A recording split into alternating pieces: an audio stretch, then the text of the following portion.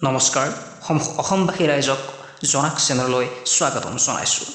Friends, সমগ্ৰ দেশৰ লগতে অসমতো টিকটকৰ জনপ্ৰিয়তা সৰ্বাধিক হৈছে।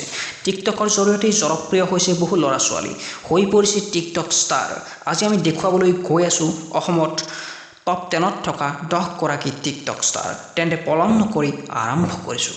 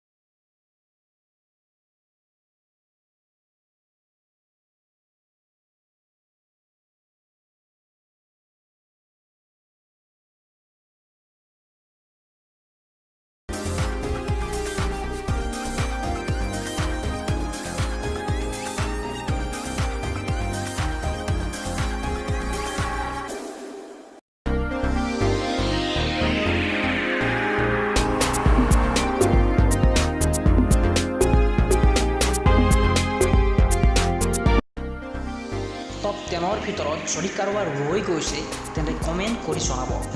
ধন্যবাদ।